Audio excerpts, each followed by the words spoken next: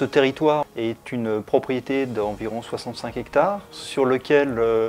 étaient plantés des peupliers jusque dans les années 2000. La Fondation, avec l'appui de la Fédération, a donc acquis ce territoire pour mener une réhabilitation. Il a été réalisé sur la partie la plus en amont, 4 mares, et puis après il a été réalisé à peu près 1,4 km de reméandrage, qu'on a été chercher des compétences à l'agence de l'eau Seine-Normandie, mais également aussi auprès de la Fédération départementale des pêcheurs de l'Yonne. Et puis enfin le troisième partenaire qui est arrivé également, qui nous a donné son appui, c'est le Conseil départemental de l'Yonne,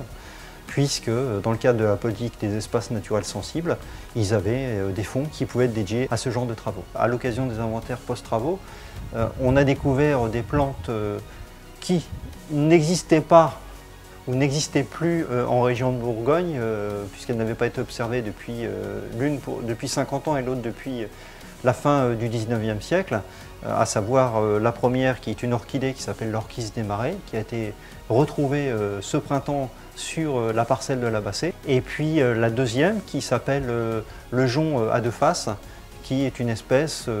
rarissime, qui n'avait pas été revue depuis les années 1876, je crois, en Saône-et-Loire. On se trouve entre le climat continental et le climat océanique, et donc cette veine migratoire est un peu différente. J'en veux pour preuve la présence très régulière de grues cendrées. Ce qui a toujours été le fil conducteur sur cette réhabilitation, c'est qu'en définitive, on ne travaille pas uniquement sur des espèces dont on est particulièrement concerné en tant que chasseur, qui peut le plus, peut le moins, et on est parti du principe qu'en travaillant sur tout un tas de taxons différents, que ce soit effectivement les oiseaux d'eau, mais que ce soit aussi le poisson ou les odonates, les libellules et la flore, on allait avoir un projet qui était beaucoup plus global et qui pouvait montrer qu'on avait en termes de compétences un certain nombre de choses à faire valoir au niveau du monde de la chasse.